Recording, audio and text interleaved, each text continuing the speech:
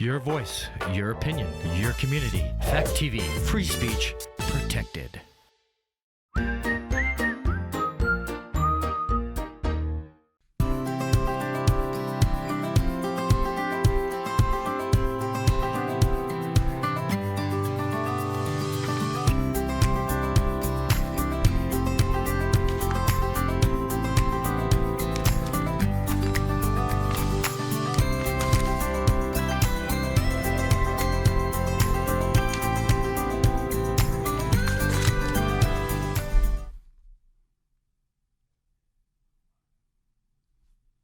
Hello, welcome to The Long Road. I'm your host, Kris Roberts.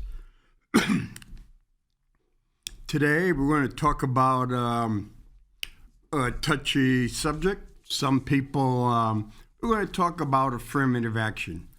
Since the recent Supreme Court decision that stated that public and private schools could no longer use race as a form of affirmative action, basically that students should be be selected for attendance based on their merits. But the Supreme Court did not strike down, and specifically also stated that when a person goes in and talks about their growing up in their situation and everything, they could take that in consideration. For example, in that case, in the Marine Corps officers program, all you really have to do is have a 2.0 and pass the exam to be able to be considered to be selected. It doesn't guarantee you being selected, but it just means that you qualify to get into the pool of being accepted. So, for example, say that you get 4.0 in college, and the officer on the selection team says, okay, what did you do in college? Did you play sports? Nope. Did you work? Nope. Did you take out student loans? Nope. So your only thing was to come to college and get the highest grade possible. Yep. Okay. Then it goes and says, okay, Mr. Roberts. Oh, we see you got a big 2.26. And Mr. Roberts, do you play sports? Yep, I played sports. I ran cross country. I ran track. Did you work? Yep, I worked 40 hours a week during the school year, and I had to pay. And then in the summer, I worked 2 full-time jobs. Okay. You take out loans? Yep, whatever I didn't get in scholarship, I had to take out in loans. Okay, let's weigh those in. And they say, okay, we're going to select Mr. Roberts to go to Officers Candidate School with his 2.26 over this other one who had 4.0. Why? Because the Marine Corps, for example, is based on mission accomplishment. And so the goal was to graduate out of college. And so I go to college, I take loans, I run cross country, I run track, I work 3 jobs during the school year and then in the summer. And they say, well, we seen what you overcome, we saw how you dealt with these issues, and you found a way to succeed. So Supreme Court is saying to Harvard or University of North Carolina or whatever, do not consider race at all. But you consider what the person overcome. So if you have a black student that grew up in a trash hole like Baltimore, where only a couple of kids graduate at 12th grade level, or Memphis years ago, where the valedictorian couldn't even get accepted to most colleges and had to take remedial courses. So if a kid comes from Baltimore and makes it all the way through, plays sports, does extracurricular activities, does this, and graduates, and maybe that kid only has a 3.2, and maybe that kid only gets a 1,400 on the SAT, Supreme Court says, you know what? Harvard or any of you top, you can take that kid. Okay? And the reason you're taking that kid is because you could be taking that kid over someone who got 1,600 on his SATs, someone who went to like Phillips Academy or St. Paul for the 4 years, someone who had tutors on the side, then went to SAT prep schools, took those courses for 6 to 8 months. Kid who never worked at all one single day of his life before applying to college. You can go and say, which individual has worked harder, which individual has overcome the greatest roadblocks and hurdles, and which kid would add more value to society by succeeding. That has nothing to do with race. And almost 70% of the American people support choosing kids who have overcome the greatest hurdles, who had gone to crappy schools, all those, and found ways to succeed, because you're rewarding merit there. You're rewarding individual merit. Not someone for the color of their skin, not someone for the sex or whatever. You're doing that based on merit. When we go in and talk about affirmative action,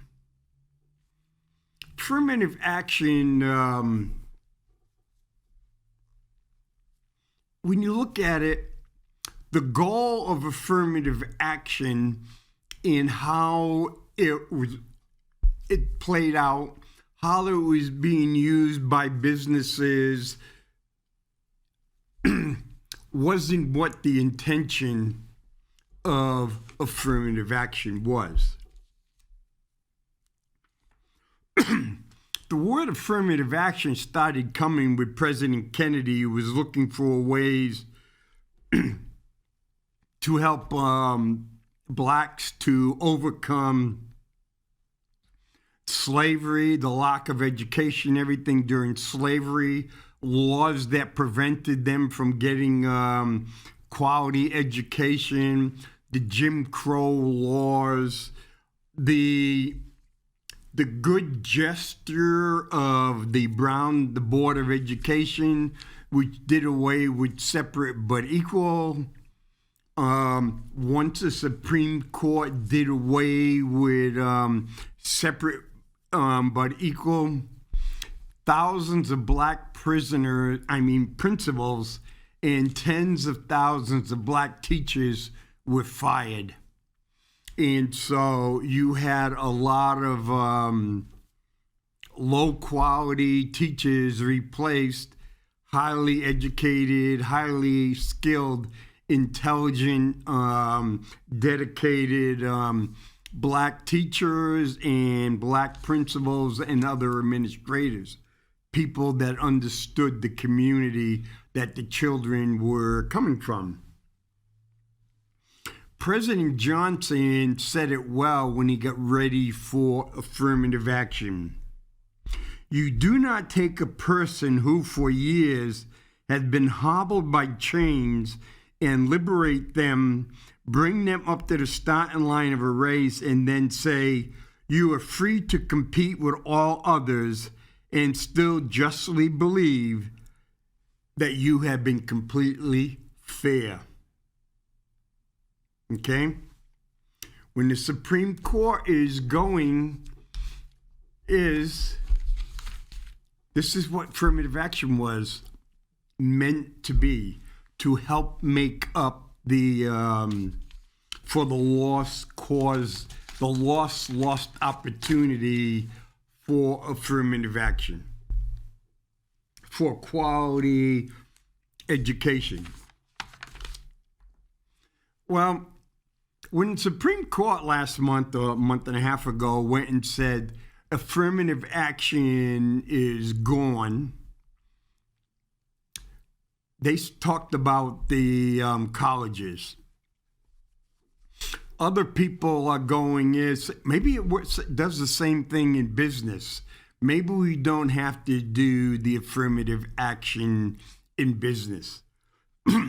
So a lot of people on the left started talking about all these lost opportunities that blacks won't have anymore, that Hispanic kids won't have anymore.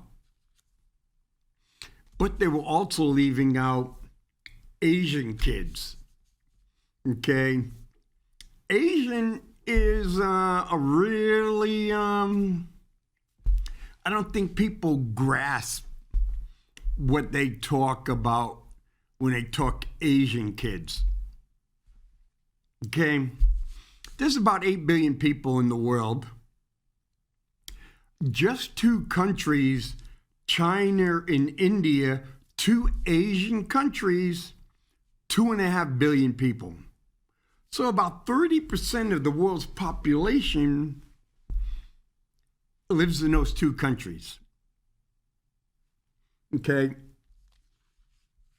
So when you say Asian, okay, when you see Indian, Chinese, Korean, Japan, Singapore, here's what we don't seem to understand is, okay, for example, CNS. CNS hires a number of Indians, I think some Pakistanis, on this type of visas. They can come and work for 3, maybe 5 years. Okay? But a lot of the people that get the visas are well-educated people. Medical doctors, people with PhDs, master's degrees. Okay?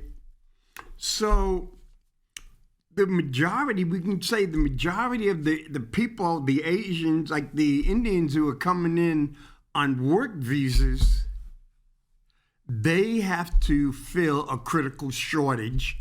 And so they worked for a lot of the tech companies and stuff. So a lot of times when we have Indians coming into the United States, they're the cream of the crop. Okay? And so if mom has a master's degree and dad has a master's degree, the children are going to have to work extremely hard. they're going to be extremely demanding on their children. A total culture of education. Okay? The Chinese, the Koreans, the Japanese. Yes, we've had Chinese here in the United States, and we had Japanese here in the United States.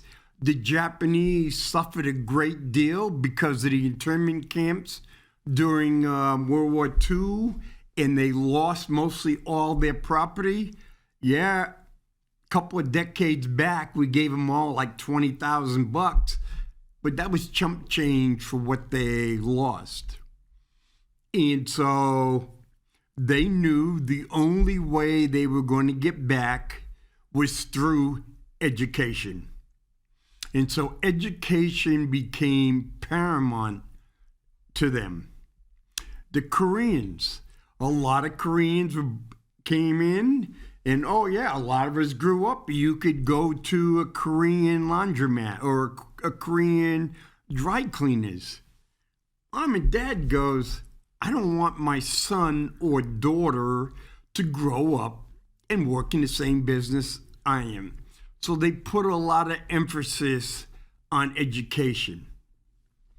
One of the benefits they had, they were entrepreneurs. They owned their own business. And so the child would work in the business and they would learn a lot. Okay? South Koreans too. But again, when we look at immigration, and the ones that come to the United States to work, or even the ones that come to the United States legally with the hope of becoming an American citizen, again, they come in under the rule is you cannot be a financial burden on the United States. So they come well educated. Now, let's flip the the coin. Well, you can go into big cities and they can have a Chinatown, or you can go in other places where in Southern California where there's a lot of Cambodians, there's a lot of Vietnamese, there's a lot of Thai. There's people from all different Asian countries and communities that will come in and are really in their small community. And some of them live in communities that have really bad schools. And they're hard workers. They may be maids. They may do a lot of stuff. But they just don't have the income, the time, or other resources to invest in their children. So you just can't go in and just say, hey, all these Asians, you know what? They get this. No, there are groups of Asians. Well, you can go to Thailand and you can go to the city of Bangkok and you get some really well-educated people. Got top-notch, one of the world's best universities in there. Bingo.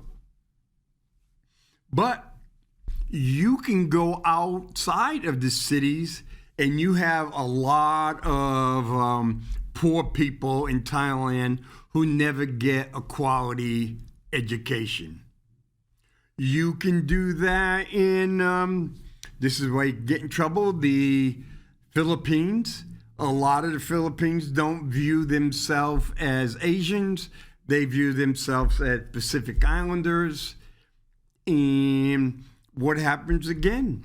You go to Manila or some of the top major cities, well-educated people, really good schools, and other ones not so good at all, or just basically educating the people enough to function at a job.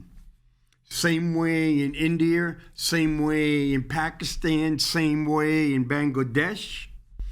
You know, a lot of the people are just educated enough to make products to being shipped over to the United States. Look at your clothes. Vietnam, Cambodia, Bangladesh. Okay? So you cannot assume, or you shouldn't assume, that every Asian is outstanding. They have higher IQs. They're just born smarter. No. The ones that we see hitting the spelling bee and all that, they're there because they have a higher worth ethic and they have placed a greater priority on education. So if you go and look at Asians, the Indians, the Koreans, the Japanese, the Chinese, and ones could be from Indonesia or Malaysia or Singapore, those, that as a group, their median income is higher than white America. It's really a smaller group, and that's the way it is. They're not the group that get stuck in the human trafficking that you may find in inner cities, or you may be fine. Okay, give you an example. Living here in Keene, I saw this Chinese guy every morning pulling up to a house in a big van, and Chinese workers came out and filled that van up. Some of the girls had tattoos on them. They were ownership tattoos. And then that van made some local stops, made some stops in Vermont, made some stops up in Concord. And it went on and on. You know, we have houses like that here in Keene where you'll see a group of workers will come in here because they're taken advantage of and people want to make a buck, and these Asians will never get the opportunity to get educated. So that's what we have to stop looking at, that all Asians, because you're going to see the 1,600 kid. Or you may say, hey, I got 1,590 and I didn't get accepted to any of the 8 elite colleges. I didn't get accepted because I was Asian. Well, maybe not. There was a lot of white people who scored 1,600 on their SATs who did not get accepted into the elite colleges. And so people argue back and forth. To me, talking about that is kind of like a really red herring. Even if you say, okay, we're going to eliminate all blacks and all Hispanics from these elite colleges, it is not going to open up very many seats. And so it goes back to what companies used to do in saying, oh, since we don't have any black or brown policemen or black or brown firemen, we're going to have to open it up.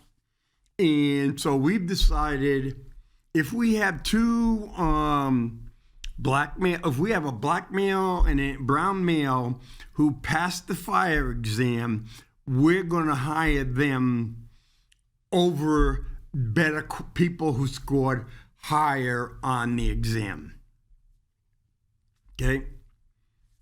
It was never about taking someone unqualified in there. It was a matter of saying, hey, okay, you're an underrepresented group.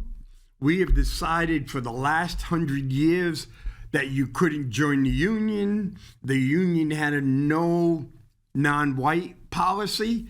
And as long as we had a no non-white policy, we were not going to have any non-white police officers or firemen.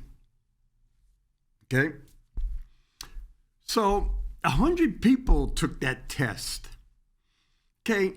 Say 50 of them passed the test. So what the guy would come in and say, you know, Mr. Jones, you know, I really would have liked to hire you, but I was forced to hire this black guy. Hey, Mr. Smith, I really would like to hire you, but I was forced to hire the Hispanic guy.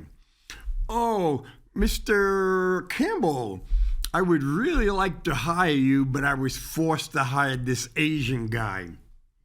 Mr. Cornfella, I would have really liked to hire you, but I had to hire this native Indian. You know what? My hands were tied. I'm sorry. I am really sorry, but my hands were tied. Okay? So you know what happens? 48 guys really get irked, really get PO'd, and go back and saying, I would have had that job. But you know what? They hired that black guy over me. They hired that Hispanic over me. They hired that Asian over me. Then it becomes, they hired that unqualified black guy. They hired that unqualified Hispanic guy. Well, no, the black and Hispanic guy had to pass the exam. Yes, they were given bonus points to make up for the lack of education and all the stuff that they suffered over the 70, 75 to 100 years, the Jim Crow rules and a whole bunch of that. So 46 individuals who are now complaining that they were screwed over because they were required to hire a black guy or a Hispanic guy over them would have never been hired in the first place. If you want to make the mathematical argument, only 2 white guys lost their opportunity to be firemen because only 2 non-whites were hired. And this really became a political game. It went on and on, back and forth. You had riots over it. You had politicians from both sides lying over it to try to convince people to vote for them.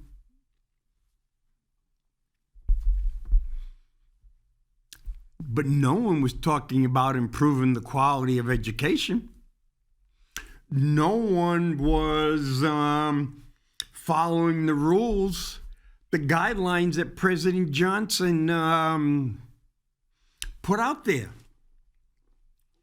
Bring them up to the standard so they could compete on their own.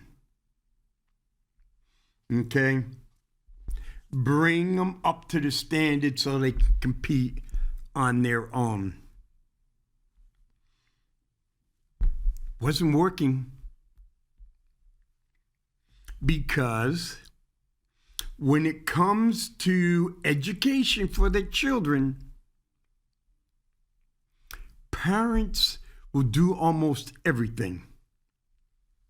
For a lot of parents, it's education, then education, and maybe we'll throw sports and some extracurricular stuff in there.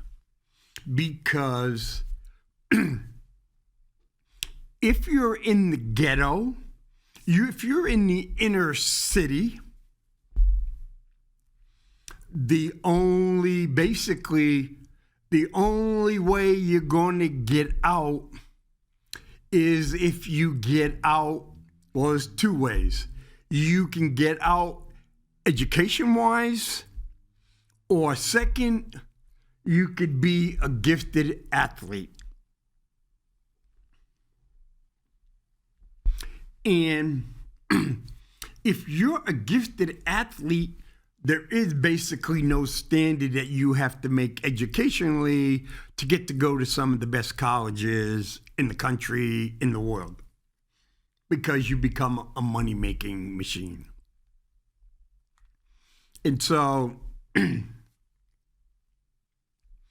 Harvard has been doing this for years. For a long time, Harvard and the other Ivy League schools would say, we're only going to let this percentage of Jews in our school. We can't have too many Jews in our school. So they limited it. We don't care how qualified you are. We don't care if you're more qualified. But if we say we're only getting 100 in this class, we're only bringing in 100. And so, who really benefits from affirmative action? We would like to say, well, you know, the blacks who were enslaved, couldn't get educated, went to rundown schools, had to suffer under the Jim Crow, couldn't get certain jobs, couldn't get city jobs. Social Security was set up so that most of them couldn't even qualify for Social Security. So that was really kind of the goal, to help overcome that big deficit. Well, to really look at it, the people who were fighting, the blacks who were fighting against separate but equal, which was a really morally and ethically thing to do, even thought that a lot of our schools, especially inner city schools, are really basically non-white. Some schools don't have any white kids in them. They're black and brown. Some are black, brown, and Asian. But the poor Asians, and they're in and so it just went.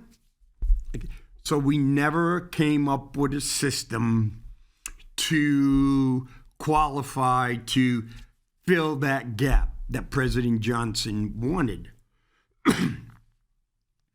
And it really goes back to the 1900s. There was two groups. You had Booker T. Washington. Booker T. Washington said, you know what? If us blacks want to move ahead, we could ensure we get educated. We get to ensure that we learn vocational skills so we can work for ourselves, we can earn money for ourselves, and then we get to create businesses among ourselves. And as we do that, we become more educated, we get wealthier, we're able to get more self-dependent, then we'll go fight for the right to vote and do this. So they were creating schools like Tuskegee and other ones, and a lot of historic black schools. And a lot of historic black schools were teaching carpentry and nursing, things that really made blacks self-sufficient, and they were coming along until you had the Tulsa riots in different places, and they were coming, and a lot of white businesses owners were upset because blacks were going to their own. Hey, so if I want to get my hair done, why won't I take my money and put it to a black hairdresser? So the money wasn't leaving the black community, it was going out. Then you had another group that was called the Talented Tenth, the boys. And under the Talented 10, they said, forget all that stuff. Nope.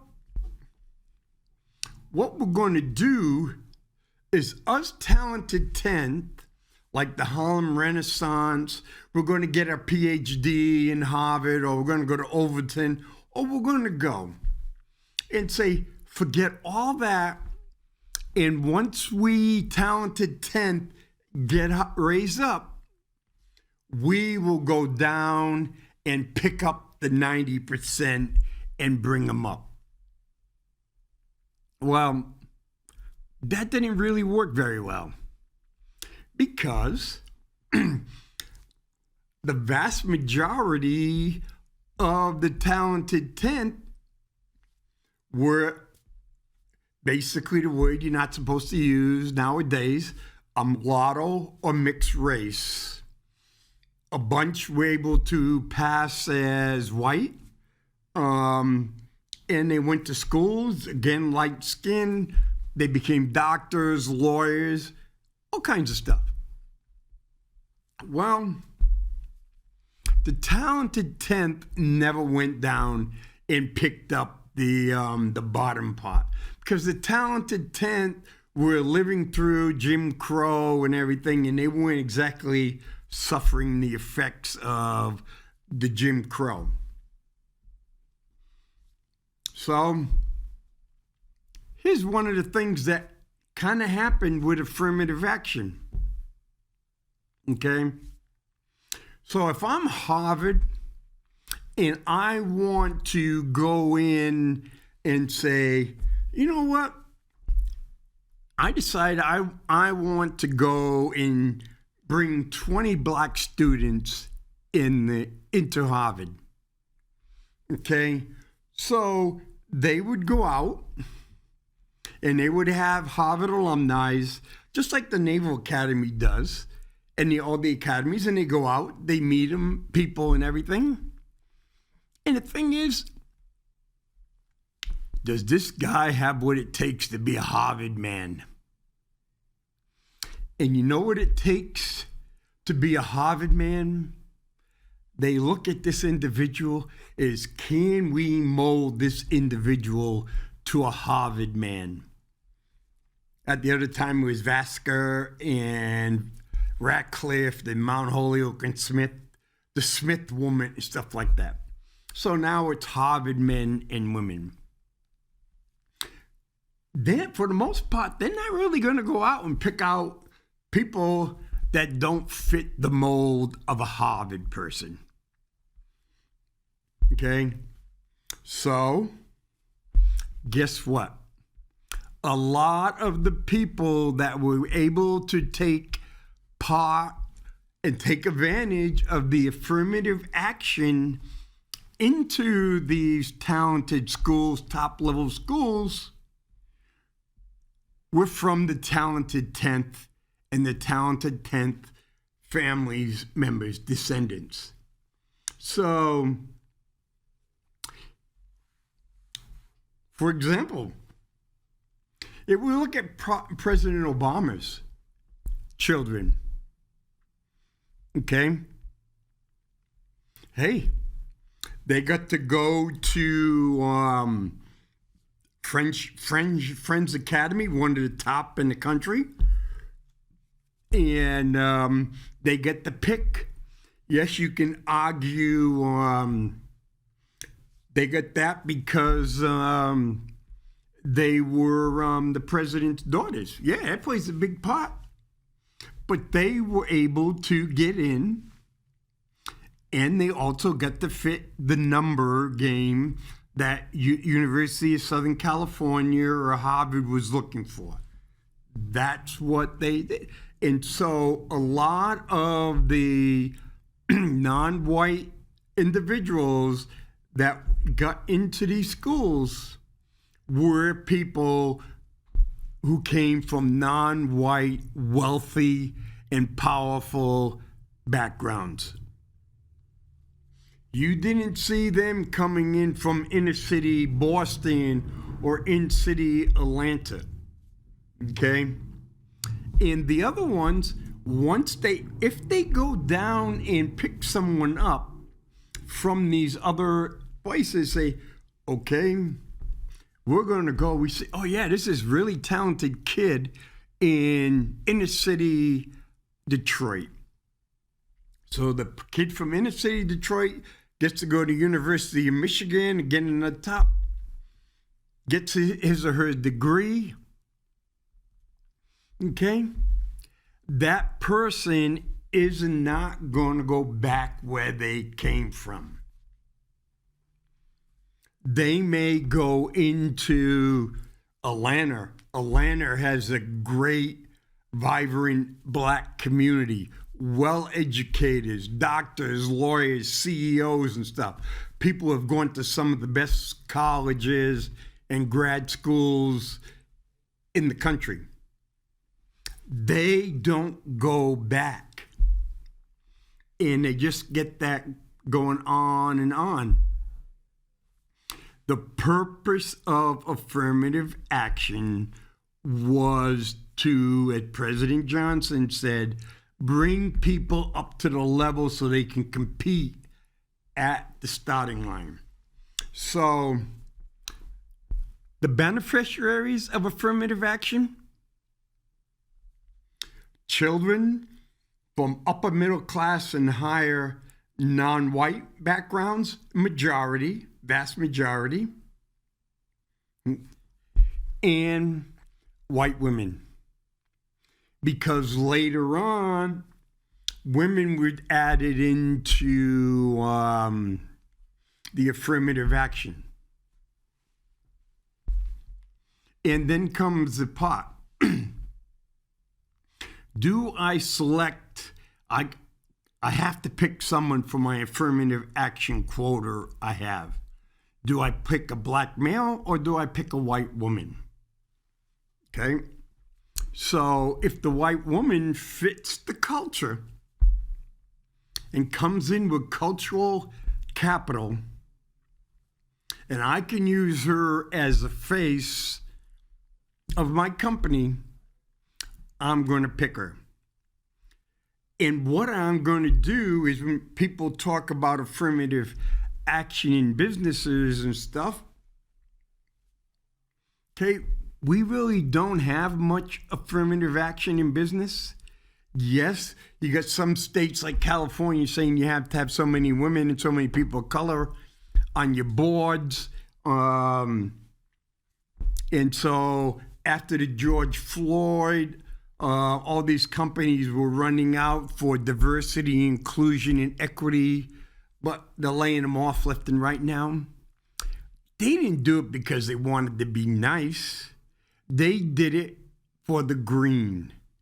Companies make decisions that they think that will improve their profit margin. Sometimes companies make really bad decisions, business decisions. You got business decisions and you get social decisions. Okay? Bud Light, they made a decision. They made a decision they thought that was going to make them money. They were wrong. It cost them big time. It's cost a lot of people their jobs. They're laying off a couple hundred more people. Okay? Target goes and says, you know what? We're going to put these bathing suits so little baby boys can hide their package. Bad business decision. It cost them money. Okay? So companies are really not ethical. They go, which way is it going? Back, forth, and what is going to make us the best profit? Okay? Companies now know that 60% of the women, of the people going to college are women. Companies now know their leadership is more and more the leaders are going to come from the female side because the female are going to be better educated than a lot of the men. In the past, men were just given positions because they were men. Now women are working hard, women are getting educated. In some cases, women are acting just like men, giving up some of their good qualities to attract some of the bad qualities of men because they think that's what they need to get ahead. That's not good leadership. So the affirmative action part of whether we need women or we need people of color, that has really changed over the past 60, 70 years as more and more people become qualified, more and more companies, there's more companies, and companies want to make money, and stockholders say, make the right decision to make us money. And so that's what they're doing. So the affirmative action part is, what do we do to get back to President Johnson's bringing people to the level that they can compete? Because the group up here that we're picking up, men, women, multi-gender, of all colors and everything, is getting smaller. It's getting more competitive. And it's like a weapons race in the military. If I'm up here, I'm going to spend all the kind of money I need to get my kid in a good school and get a great college. If I have to move 30 miles away into a nice secluded community that I know has outstanding schools, I'm going to do it. I'm just going to get screw this community. I'm going where I can get the best education. Other people get stuck in the city. And so, for example, why did Bedford take their kids out of Manchester school, build their own school, and create their own high school? Because basically, Manchester schools were very low rated. And Manchester schools were not helping the children of the parents of Bedford. So people can complain all they want about people getting screwed over because of the way the Supreme Court did the affirmative action. Yes, some minorities, Black and Hispanic, are going to get hurt. Or, give you an example, affirmative action go wrong.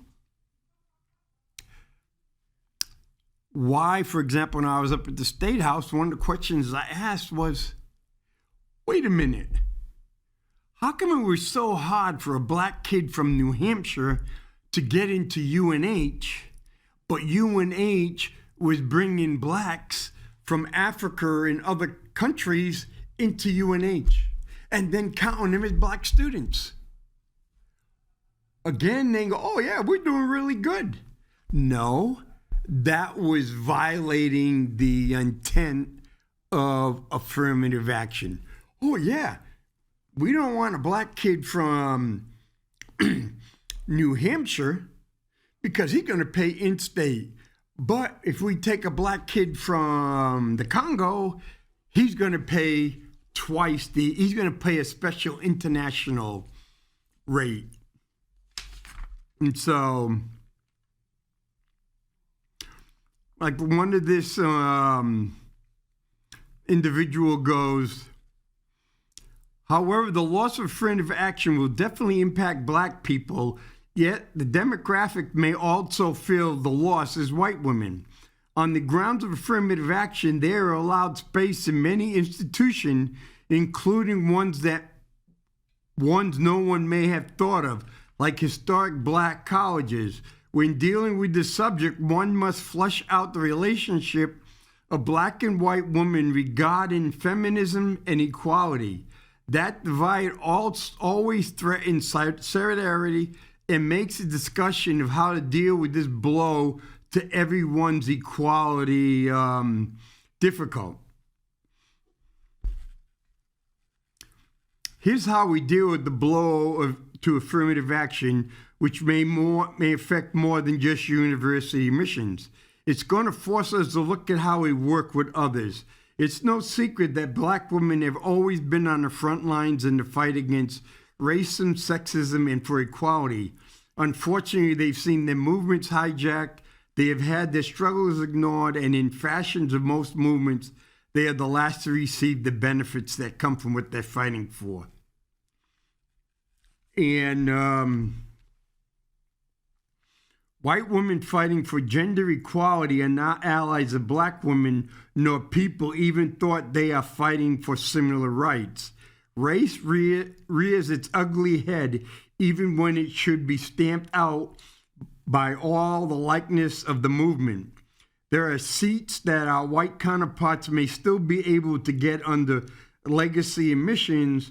Will they fight against such thing as it removes space for qualified minorities? History has taught us they will not. That goes, for example, I was reading, I think it was 25 or 28% of the students that get to go to Harvard are legacy admissions. Legacy admissions is, hey, my dad went to Harvard, so I get to go to Harvard. So my dad and grandfather went to Harvard, so I get to go to Harvard. My great-grandfather, my grandfather, my father, so I get to. So if 4, 5, 6 generations have gone to Harvard, there's a good chance that, a really good chance that those legacies, all those people that have gone to Harvard over those past generations were white. And they were white male, and they were white male non-Jewish. Okay? Basically, they don't really have to compete that much. They're almost guaranteed their seats, especially if mom and dad want to donate money. Hey, I'm going to donate $50 million to this place. I'm going to get my name on the building. Okay? And so that's what people do. If you got the money and you want the kid to get it because it's cultural capital. So, as I said earlier, this affirmative action is really a red herring. Even thought the Supreme Court's eliminated the military academies from their decree. But the military academy goes and says, I want to get 30 non-white officers, midshipmen, cadets, whatever. Okay, I'm not going to go out and get 30.